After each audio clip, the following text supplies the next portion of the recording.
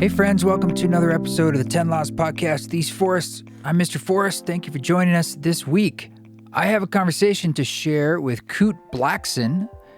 Kute is an author and a teacher and a really amazing soul who's got boundless ideas, and we get into this wonderful conversation that he just dove right in. So I know you're gonna dig it, and it's gonna tickle your senses. But before we do that, I want to say thanks to all y'all who have joined up on the Patreon, because we're doing this thing tomorrow. If you're hearing this in a timely manner, this is tomorrow, June 30th, 2022. I'll be doing like a live stream for everybody who joins on any tier.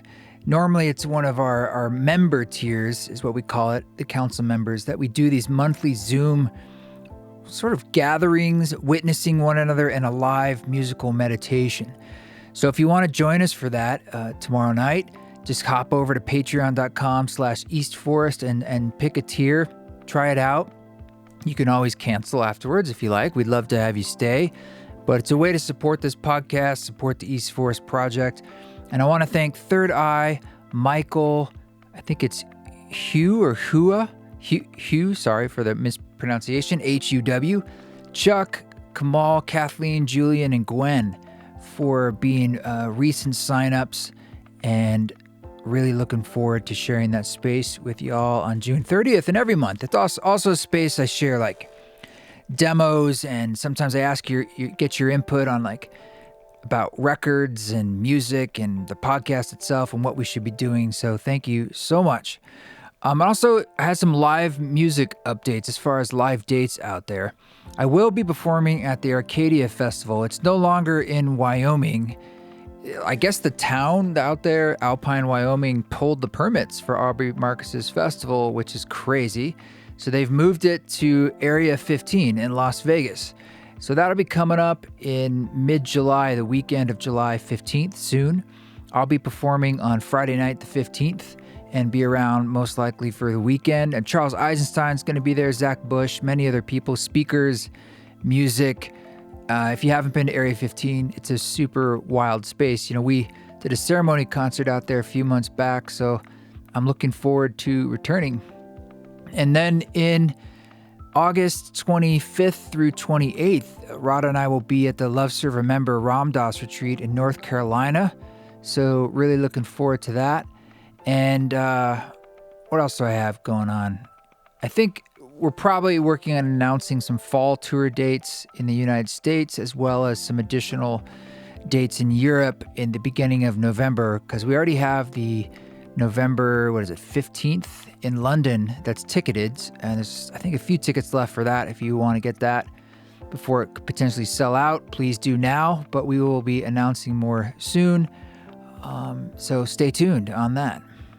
And also, the Ram Dass vinyl and the perfume oils are back in stock if they were out of stock in the store. So head over to eastforest.org and just click on the little shop store tag up there, and it'll take you over to see what we've got going on. Again, thank you for doing what you can to support the project in this podcast. It's always a joy. And I feel remiss if I didn't say something about some of the recent news in this country, about the recent Supreme Court decisions. I don't intend for this podcast to be about current events. Actually, my goal is that it's evergreen, and that you could go back and listen to all of the episodes, and they're still going to have meaning and purpose and something for you to glean at any time. And that way, it's not like it's only relevant if you catch the latest episode or something. That being said, I'm sure for many of us, this is very destabilizing, and just add it to the list of ways in which we're feeling the collapse around us. And that collapse is very, very real. If there's any solace, it's that I feel that what is arising, sort of breaking through the cracks in the broken concrete of the sidewalk, can only do so if those cracks are made, in a sense, and maybe eventually crumbling and eventually broken down. And that sucks, in a sense. I'm not saying there's a direct, one-to-one relationship between, abortion rights and a new earth in essence. But I do feel energetic causal relationship in sort of a yin yang fashion between collapse and emergence. And so I'm just essentially saying I feel this pain and anger and frustration personally.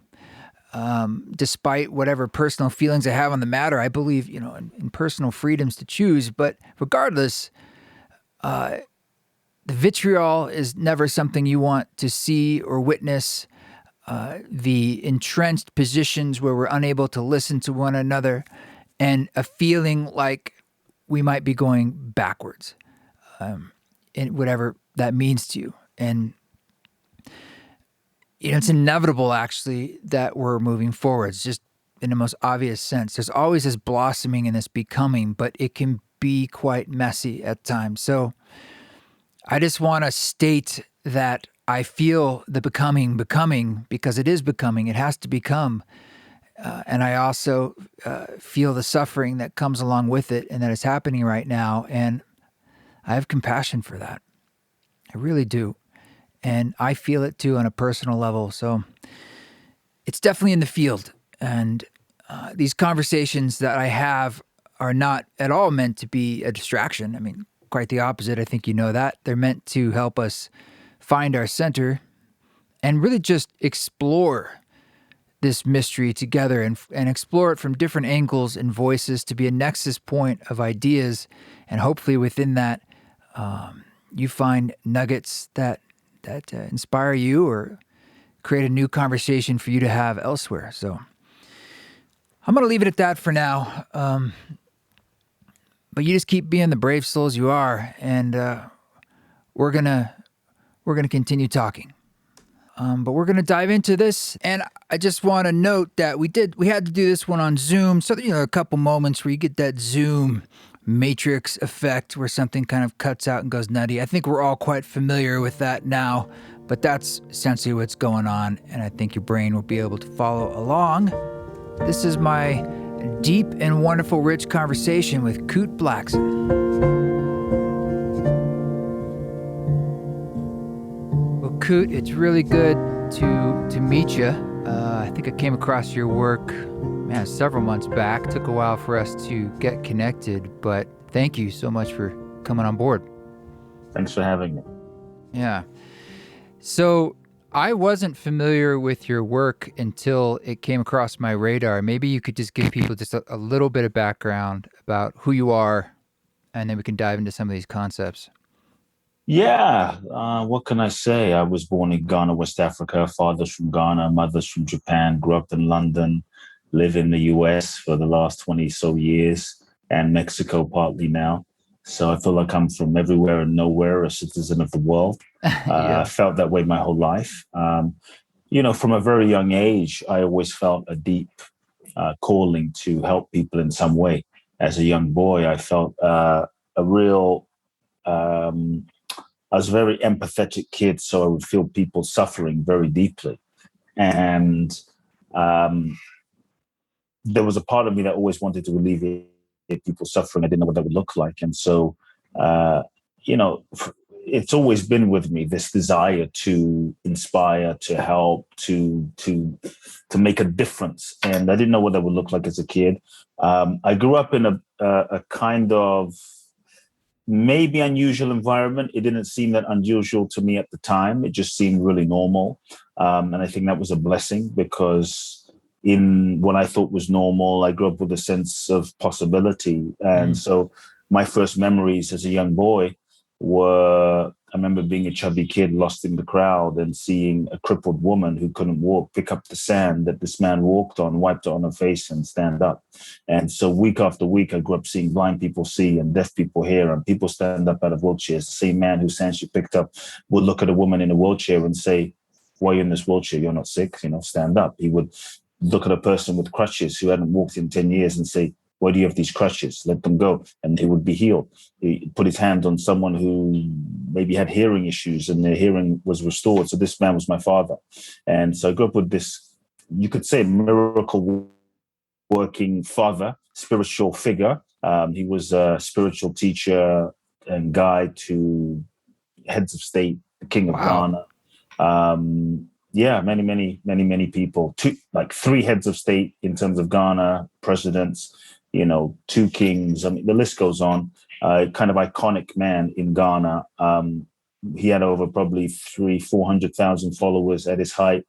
300 churches in Ghana, West Africa, a huge church in London, about 5,000 people. And so I grew up in this environment, but I thought this was kind of normal. I thought everyone's life was miracle, so to speak. And, I grew up seeing this with my own eyes, no one around, just witnessing it every day, every weekend. And so Wow. when I was age 8, I was ordained as a minister. When I was age 8, I started speaking in my father's churches. And when I was 14, I was ordained as a minister. And so that began my whole journey down a certain path. But when I was ordained, I knew in that moment that this was not my path. I knew in that moment that this was not my purpose in this life. This was not my destiny. And my father didn't speak to me about it. And so it was just announced and everyone was happy but me. And I looked into my future and my heart sank because it just didn't feel aligned. It just didn't feel right. I always wanted to help people, but it just didn't feel right to do it through religion or the church or my father's organization. But, as a 14-year-old kid, I didn't have the courage, so to speak to my father. I didn't have the courage to tell him how I really felt. I didn't have the courage to be who I really was. My fear was if I spoke my truth, then I would lose the relationship. I'd be outcast, I'd be alone, I'd be abandoned. I think so many of us as human beings, we hold back our truth. We hold back who we really are. We hold back our authentic expression, our gifts, our talents, our creativity, our voice in an effort to get love and validation and approval. And so that's what I did. And 4 years, said nothing, went through a tremendous kind of internal questioning, depression, conflict questioning. But when I turned 18, I really didn't have much of a choice. I had to make a decision. The decision was, I felt this calling to come to America, basically. And at 18, I wanted to come to the US because I started reading self-help books from a very young age. And all of the teachers and the authors, at least in the US, were talking like, Jim Rohn, Brian Tracy, Deepak Chopra, Zig Ziglar, Marianne Williamson, Louise Hay, Wayne Dyer. They all live in Southern California. And so for me, this was the Mecca. And there was a calling in my soul to come to the US. There was a calling in my soul to come to America. And, it didn't make sense. And sometimes I think what your soul guides you to do doesn't always make sense to your mind, or is not always logical, not always convenient. But I felt this undeniable calling and it was pulling me. And so I felt as though I knew what I had to do, but I was terrified because of the consequences of what that might mean. And I looked into my future and I projected, like I could follow the expected path for my life and be successful, take over my father's church.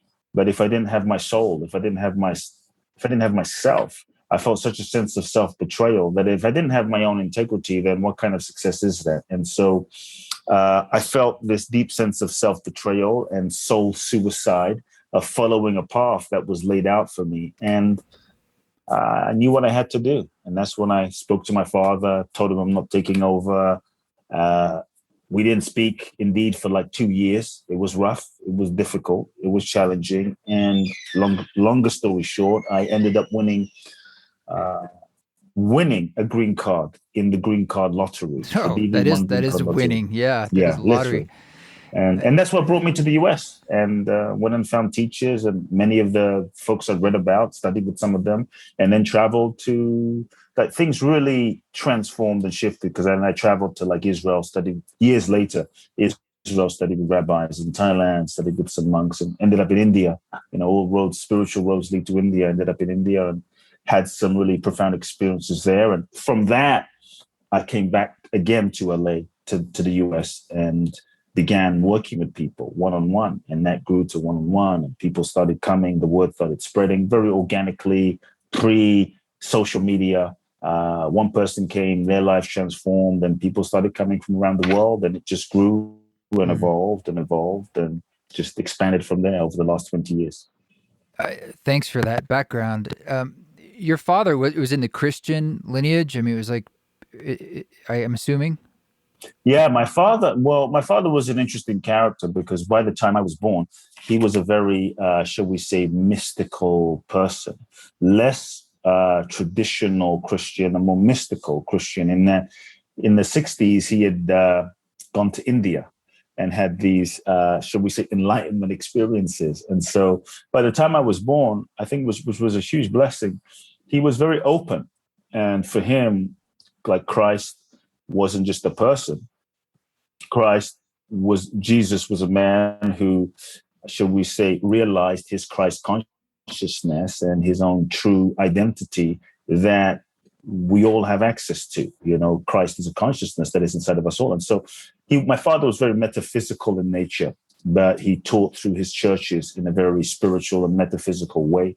And that was a blessing. You know, I mean, on my father's bookshelf were books from people like Yogananda and Nisargadatta Maharaj to Blavatsky to Uspensky to Gurdjieff to Krishnamurti to Osho, you know, to Wayne Dyer, like everything across the board spiritually, to aromatherapy, homeopathy. And so this is kind of what I grew up what I grew up in. But when he first started, he was very much Orthodox Christian, and that's how we began, and he just evolved.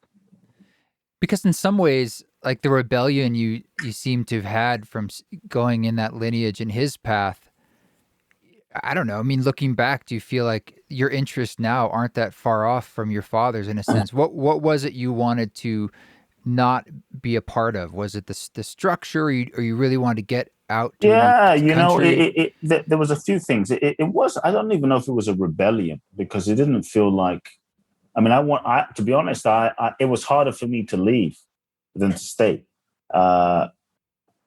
because I loved my father, even though we weren't super close on a human level. Like, I looked up to him, so I didn't feel like I was rebelling. I just felt like it wasn't my path.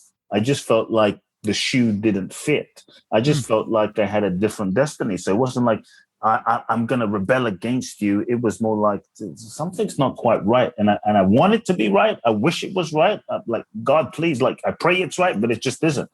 And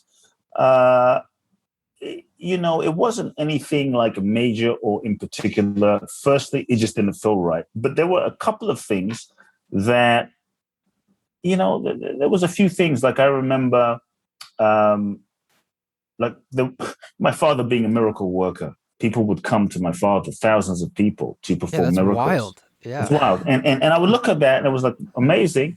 Yet for me, what I didn't like, what I remember being a kid thinking, what I didn't like was the dependency. People were looking outside of themselves, whether it was to him, whether it was something outside of themselves for the solution, to do it for them. And really what I wanted him to take the lead in creating was more of a culture of teaching people who they were, teaching people about the truth of their own essence and their own being and their own power, and giving people the tools and the structure to be able to, shall we say, generate their own miracles within themselves, rather than being constantly dependent on coming to church and going to him for the miracle and for the prayer. And it just felt like a sort of limited dependency model, which I didn't like. And I think he knew that, but also people wanted the miracles, man. They wanted the show, they wanted the miracles, they wanted the easy fix. Let's just like hit me up, you know, and do it to me, do it for me. And so I didn't like that, because I felt like people, even as a young teenager, I felt like people weren't really going to evolve. They weren't going to really grow. You know, give a man a fish, teach him for a day. But like, I wanted him to teach people how to fish. And so we had a few differences, but overall, it just felt like I had a different path. And what I really saw very clearly is you cannot be truly fulfilled and happy being someone that you're not. You cannot be truly fulfilled and happy following someone else's path. And I just had a different path. My soul had a different trajectory.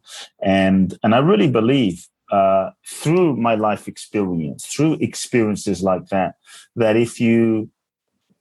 really believe that if you follow your soul, the soul has its own intelligence. It's connected to all. If you follow your soul, if you follow your knowing, if you follow your truth, you'll always end up in the right place. Even though the route that you take might not be the one you expect, you'll always end up in the right place. And once I won that green card, which I didn't know how the hell it was going to happen, that was kind of like another confirmation for me of the support of the universe, that I was in the flow, that I was, even though it was difficult and challenging. Like sometimes people think when you follow your path and you follow your purpose and you follow your destiny, you follow your dharma, your soul's aligned calling, that things are easy. Like everything just manifests effortlessly. And I think sometimes when you follow your path and you follow your truth, things begin.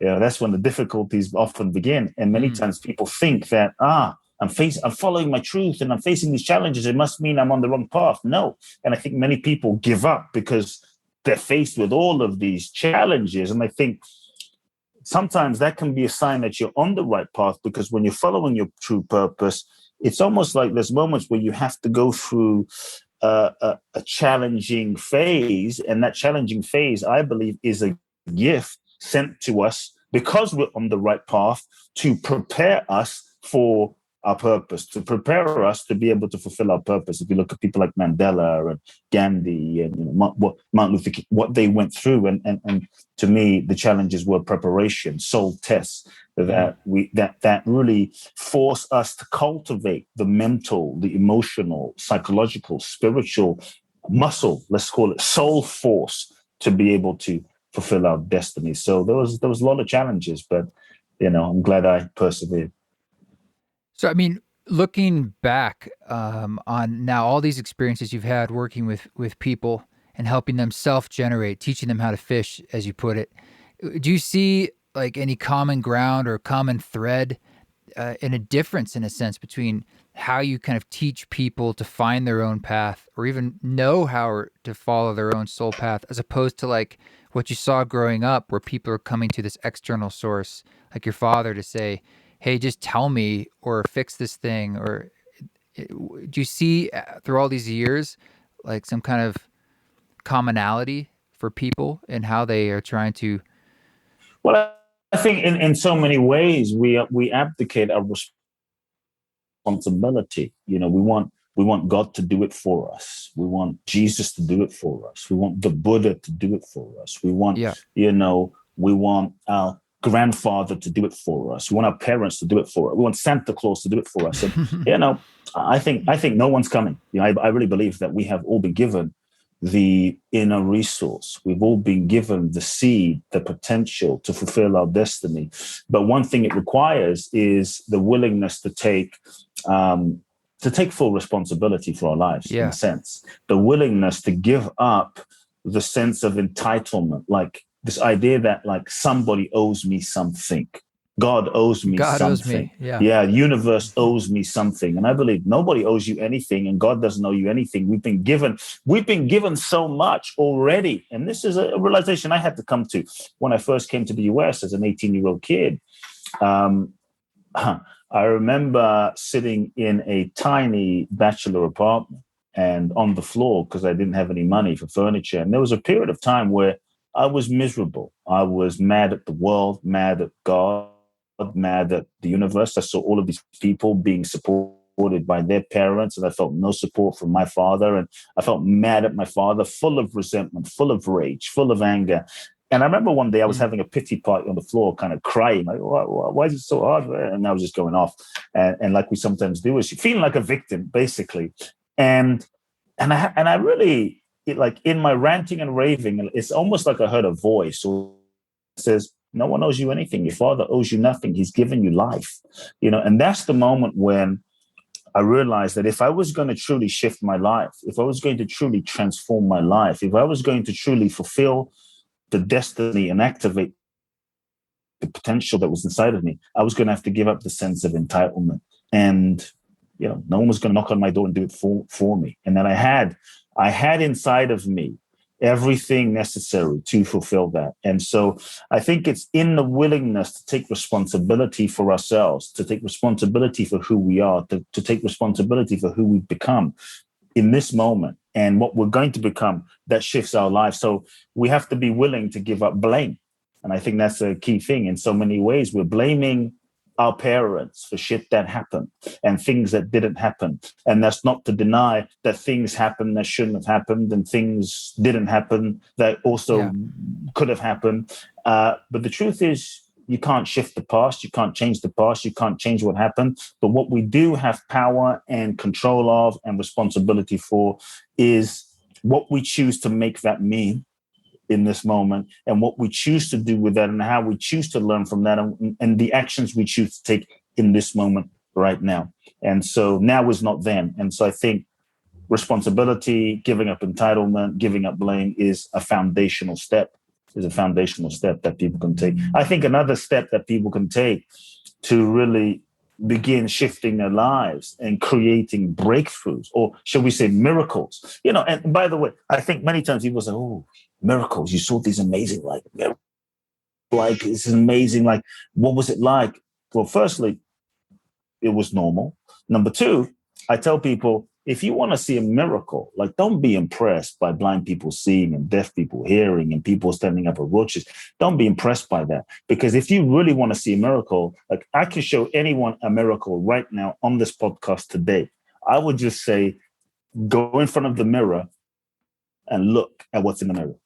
I mean, honestly, like if you just go in front of the mirror and look into your eyes and just observe what's there, the fact that we can have this conversation, the fact that there's an intelligence, a consciousness that is breathing you and functioning you, the fact that you can eat food and, have a croissant or have a piece of toast, or, drink a smoothie, or eat a banana and your hand doesn't turn into a banana. Like there is an innate intelligence inside of you that knows exactly what it's doing right now. To even be able to have this conversation, there are trillions and trillions and trillions and trillions and trillions of cells interacting, dancing, coordinating universes inside of us that, we don't even acknowledge. We walk around like, oh my God, like life and miracles. It's like we are a living, breathing miracle. And I think something profound starts shifting as we start to access the realization of what we are, as we start to access the gratitude for just existing, that is us, that we are. We are a miracle. And I think that's a beautiful place to also begin. The other thing I would say is one of the things that I think keeps us stuck and blocked from transforming as human beings are all the ways that we lie to ourselves. As human beings, in so many ways, we are constantly, for reasons we can get into, but we're lying to ourselves about who we are, about what we want. The fear of, if I dare to be who I am, if I dare to express my truth, if I dare to speak my truth, if I dare to express my voice, if you know who I really am, you won't love me. And so we lie and we hide and we pretend and we hold back. We stay in relationships that aren't right. We work jobs that aren't truly aligned and authentic, and that's not the true expression of our purpose, and wonder why we're not truly happy. And so I would ask each person to really just acknowledge a couple of things. Number one, like, what lies am I telling myself? Just to sit with the question, like, what lies am I telling myself? There is no fulfillment. There is no breakthrough. There is no miracle. There is no transformation without truth. To me, it's truth that sets us free. But we have to be willing to tell the truth to ourselves about who we are and about what we're feeling, about what we want. The truth to me is real spiritual practice. The truth to me is real yoga. The truth to me is transformational.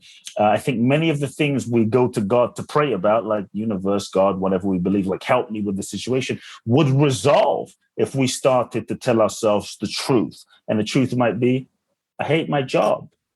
Truth might be, I'm not happy in this relationship. And I just tell people, be willing, take the pressure off of yourself from having to even take action. Because sometimes the fear of the consequence of telling oneself the truth tends to create confusion and keep us stuck, where we go into this self-protective mechanism of, like, I'm not sure what I feel. I'm not sure what I want. I'm not sure what my purpose is, when deep down we have a sense.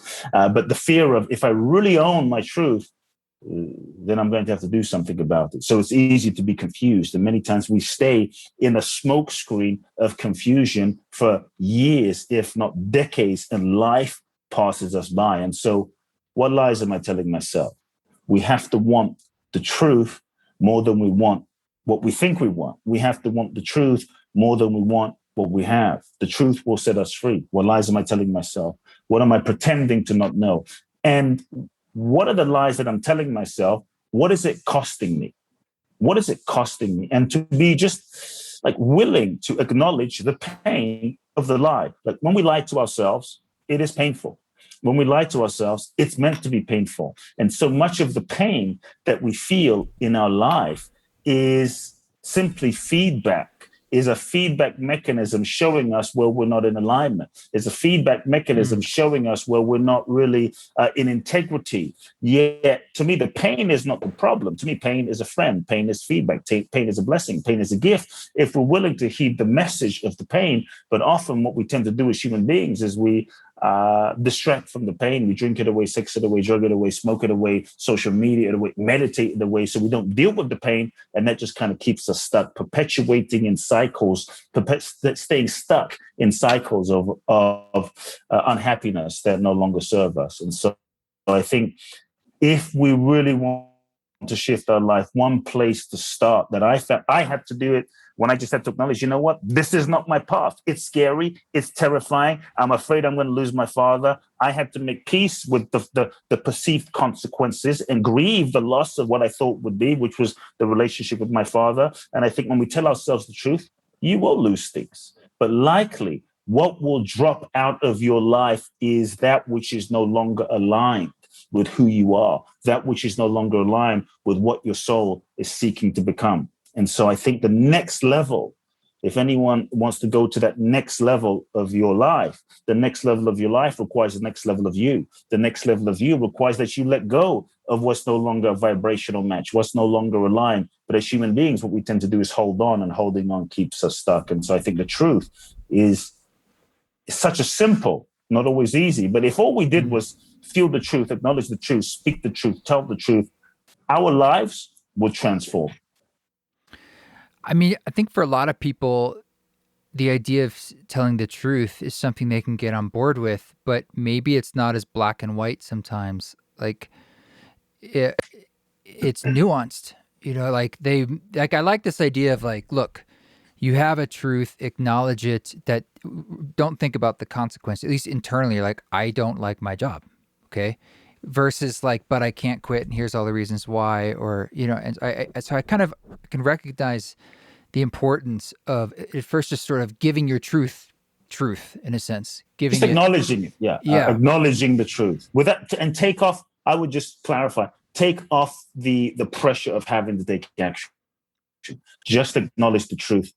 I hate my job. You don't have to quit because maybe you have kids and responsibility and all of that stuff, and just feel the resonance of the truth. Like, I'm no longer in love with my wife. You don't have to divorce, but just feel that and let that marinate for a moment and let the process begin. That's what I'm saying. Start there. Well, when people work on themselves and they're kind of going on this internal process, especially today when you have things like social media and things that are ginning up our belief in ourselves in some ways, sometimes it's a delusion. Yeah. Do you find that there's this danger of spiritual bypass in a sense? That for sure. They get so wrapped up in their own thing that they're ignoring the world or what their community or whatever. That's a fine line. Sort of like the dangers of inner work, where maybe it becomes about only yourself, and you get a little lost in your own drama, where it's like, it seems like whatever is happening in the world with your relationships, especially, that's part and parcel of your spiritual journey. There's a reason why all that's happening. Like you said, not to ignore like what's going on in your life. Yeah. I mean, I don't know if there's something specific you want to touch in there, but what I would say is, if you're so fixated and focused just on your own self and your own stuff and your own process and your own issues and your own shit and your own I mean, it can be never ending, and I think that can be sort of a spiritual narcissism, really, a spiritual narcissism of constant self-focus. And I think in that sense, there's not really any peace. Spirit is use spiritual concepts as a way to override and not deal with a human psychological, human, developmental, real issues. It's like, no, everything is good, everything is great, everything is God. Meanwhile, I'm feeling heartbroken and pain, and I'm feeling the pain of betrayal, but like, it's all good, it's all God, it's all great, everything's working out for my highest good, which is true. But when we use that as a crutch or an identity to not deal with the human level genuine pain so that we can face it, feel it, and let it go and process through it authentically, that's when the spiritual concept becomes a bypass. That's when the spiritual concept becomes a limitation and can block our true releasing, letting go, integration, embodiment, and authentic development. So I think I think what's important is more than anything, it's not even so much the issue, but your relationship with the issue. It's not so much the issue itself, because working on yourself can also end up becoming an addiction where you just work on yourself, work on yourself, work on yourself, work on yourself, and the ego becomes addicted to itself as a way of sort of reinforcing its existence. And so I think we have to have a sort of a spacious relationship with ourselves to recognize that we're not our patterns, but we also get to explore some of those patterns that might sometimes limit the full expression of our own soul expressing, our own essence expressing authentically. And so, I think as children, we're born free. When we're really young, a child is in touch with their essence. A child is in touch with their nature. A child is in touch with their flow. A child is not so self-conscious. It will jump on the table and sing and dance and run naked. It doesn't care about social media. And what do I look like on Instagram? It's just being what it's being. It cries when it feels like it. It's not going, something's wrong with me for crying. It poops when it feels like it. It's not judging itself. And I think when you look into a child's eyes, I think it's why we melt, because we remember what we were, that purity, that essence, our true nature, whole, perfect, complete. Child is in touch with that. But what happens is we're born, we incarnate into this human experience, and we meet our parents, right? Our parents, they're just doing the best that they could do based on their childhood and their conditioning and their upbringing and their ancestral unprocessed stuff. And so now we're born into a preset, shall we say, a preset pattern of conditioning that is even pre-existing us. And maybe dad has mental health issues. Maybe mom, is an alcoholic. Maybe they're fighting all the time, a lot of pain, a lot of trauma, a lot of dysfunction. Maybe they're just amazing people, but they just don't know how to meet our emotional needs. And so two things happen. The first thing is we learn to shut down, disconnect, and not feel the pain of what's going around us. We suppress those feelings. And before you know it, our light, our true nature gets a little buried underneath the layers and decades of unprocessed emotion and feeling. And then also we learn to contort ourselves into a shape, into a self-defensive survival mechanism pattern. We erect walls around our heart in order to not feel that pain, that we hold tightly onto that defensive sort of posture to not feel that pain again. And it works for us when we were 5 to survive.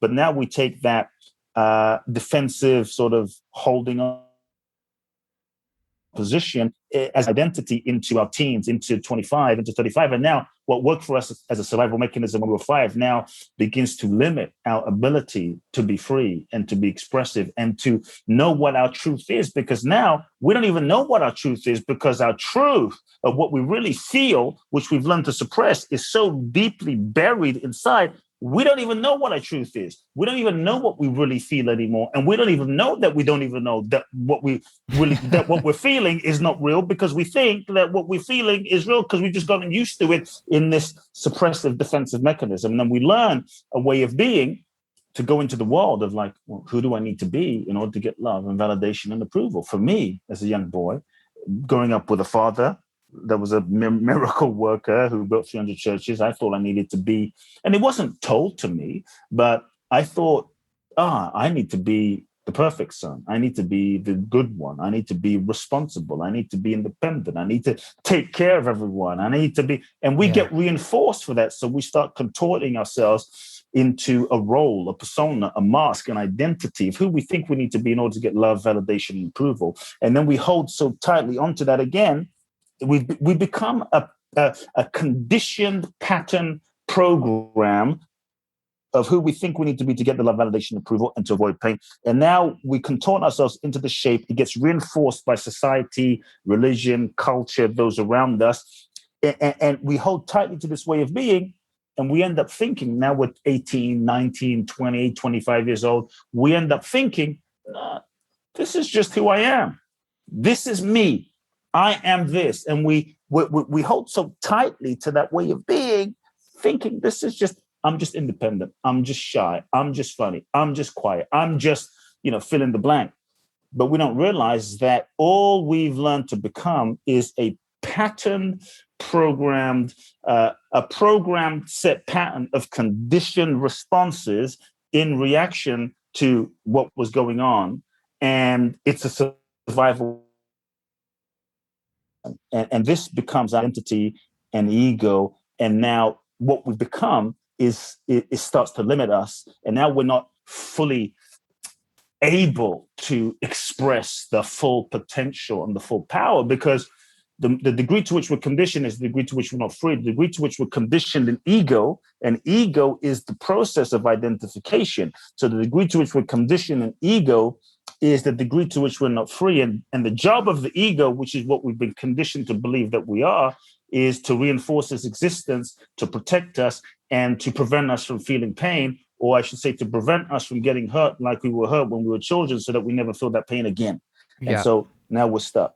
Right. And so I think part of transforming is to become aware that we're conditioned, to start observing the ways and responses of our conditioning, because many times we're not aware, and to be willing to create the spaces in our life through a healthy process to start feeling some of the feelings we've learned to suppress, so that we can truly heal and let go and not do the spiritual bypass.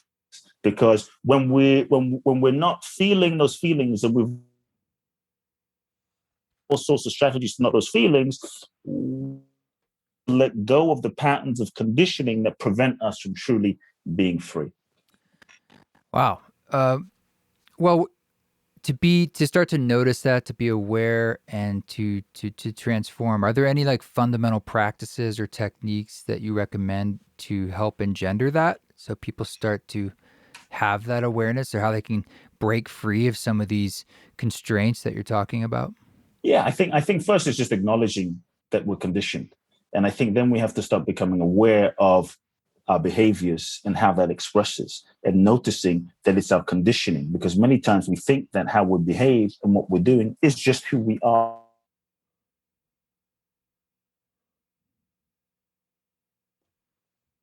Much of how we are is a reactive response to things that occurred. Much of what so all I'm saying is, we're not our behaviors, we're not our feelings, we're not our emotions, we're not the set persona that we've become. And so I think we have to be willing to just then start questioning, who am I? As egos, we are actually afraid to question, because to question who we are and what we believe and why we do what we do and what our motivation is very scary for us as egos, because the ego's job is to reinforce its existence. So to start questioning ourselves, like, is this true? Do I know this to be true? Or is it just what my father? How do I feel about this? What's my truth about this? Why am I doing this? What do I really want? And so, who am I really? What am I really? Right? And so to question ourselves and investigate our belief structure, investigate the stories that we've told ourselves in terms of how we see life and how we view life and how we've architected our perception of life, is very scary to the ego, because the fear is, if I question who I am and what I believe, then who the hell will I be? And for the ego, our sense of self, that feels like a death. That feels like a death, a perceived death to our perceived self. And so what we tend to do is resist. And so just having the courage to start questioning, what do I believe about life? What do I believe about God? What do I believe about myself? All the stories we've told ourselves, I'm enough, I'm not enough, I'm this, I'm that, are belief systems that we hold onto to keep ourselves safe. So to start questioning that. What do I believe? Is it true? Can I know that for sure? I'm not enough. Can I know that for sure? I'm unlovable. How do I know that? Based on what?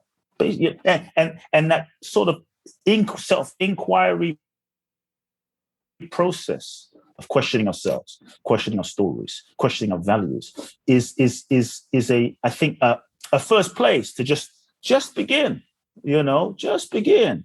Because we have all of these labels that we label ourselves, and now we stay stuck inside of.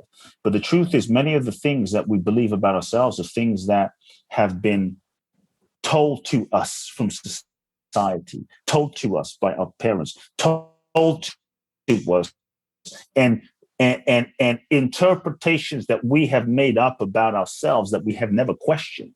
And now, based on never questioning that, we live inside of the prison and the limitation of that belief. Like, for instance, I had a client who her whole identity and belief about herself that she never questioned was, I'm unlovable. I'm unlovable. I'm unlovable. She came to, like, many of us can relate to that in some way. I'm not enough. I'm unlovable.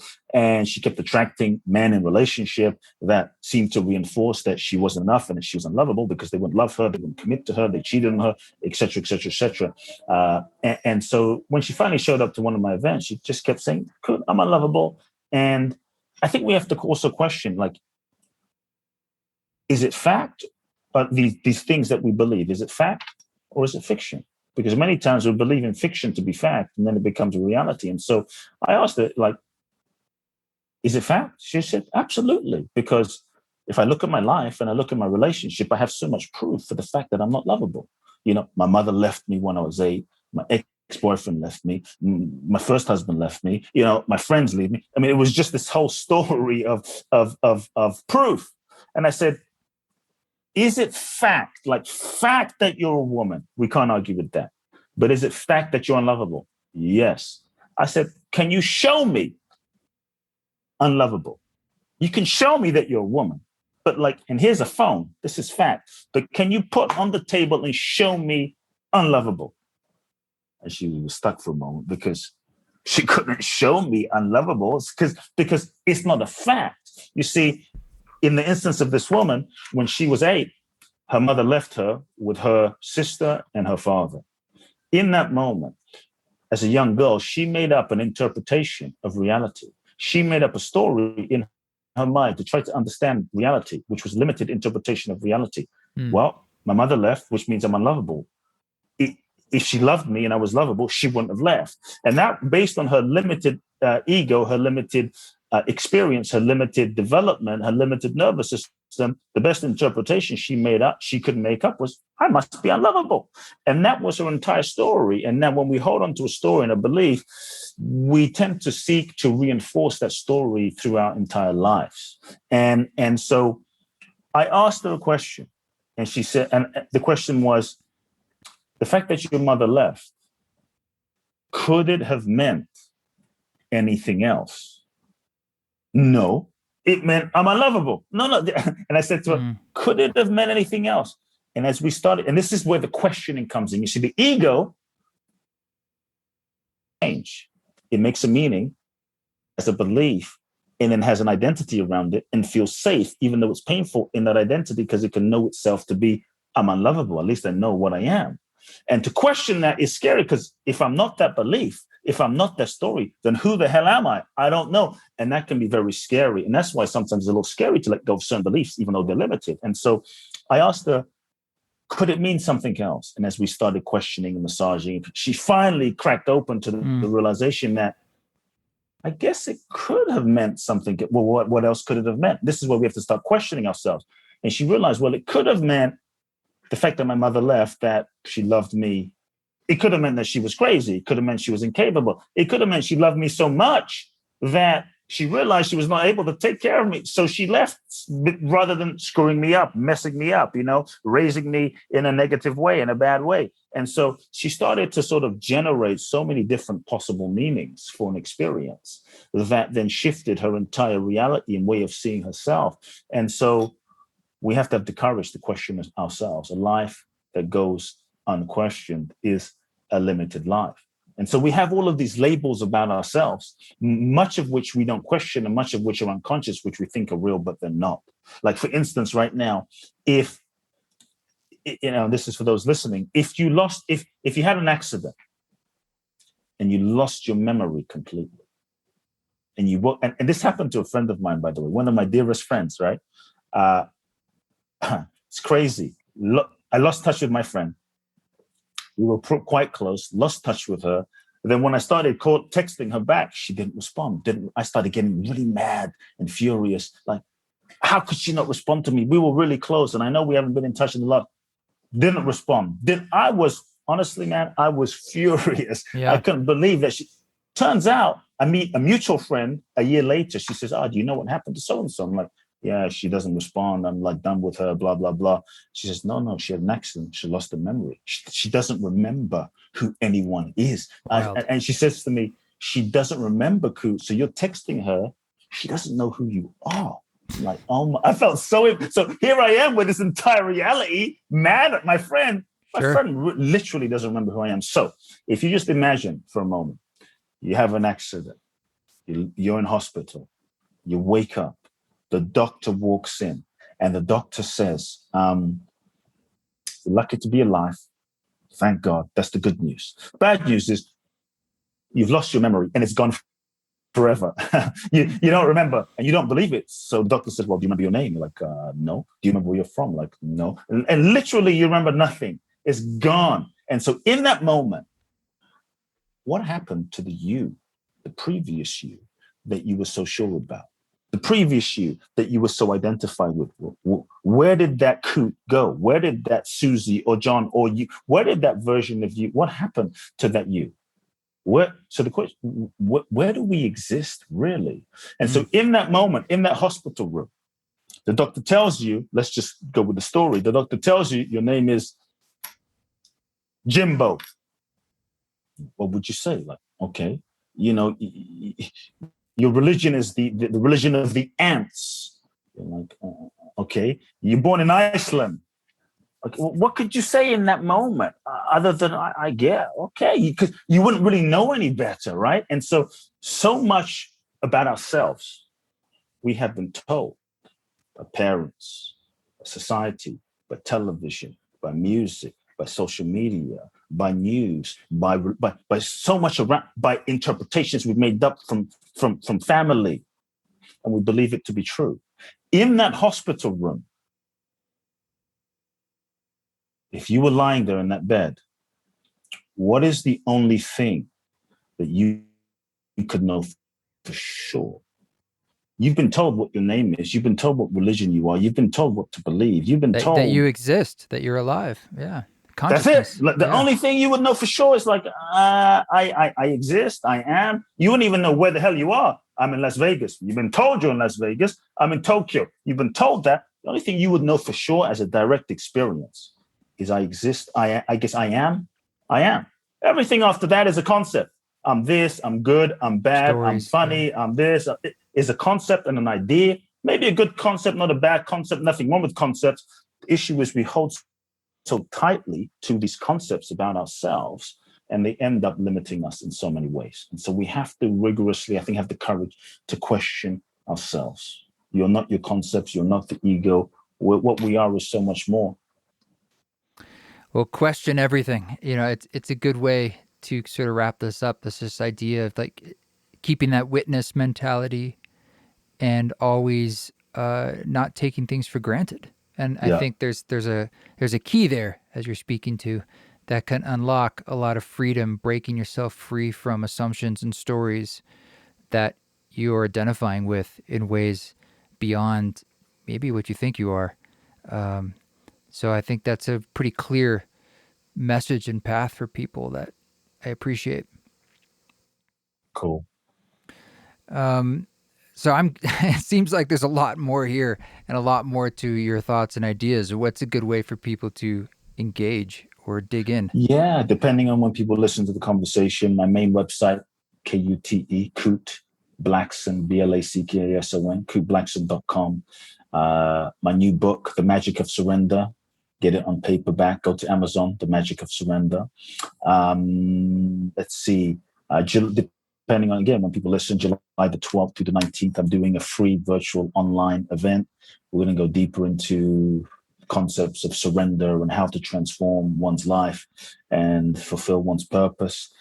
It's called The Surrender Summit. You can go to www.thesurrendersummit.com. It's free, virtual online. I'm bringing together about 20 of my friends, everyone from Neil Donald Walsh of Conversations with God, John Gray, Men Are From Mars, Women Are From Venus, Barbara DeAngelis, John D. Martini, Martha Beck, Mike Dooley.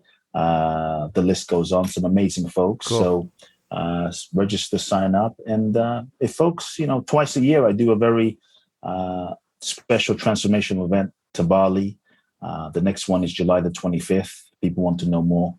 www.boundlessblissbali.com. Find out more. Right on. Well, we'll put some of those links in the show notes. But thank you so much, Kute, for giving us, so many of these unbounded ideas and inspirations. It was great to meet you. Thank you. It's a pleasure. Thank you, Kute, for coming on the show. That was a trip. I really loved listening and hearing what you had to say. Check out his work. The links are in the show notes. This song that you're hearing in the background is called Catnap, and it is from Still Possible. Still Possible is an album, a full LP of B-sides from the Possible Sessions. It is out now wherever you listen to music. Thank you again to everyone on our Patreon, patreon.com/EastForest. Join up. A couple bucks a month. It's a great way to support this podcast if you appreciate it and you like what we're up to here in the East Forest world. I look forward to seeing you on the road. And you can always reach us at info@eastforest.org or East Forest on Instagram or East Forest Music on the other platforms. You guys keep walking that walk. Don't take any shit, but if you do, try and do it with grace.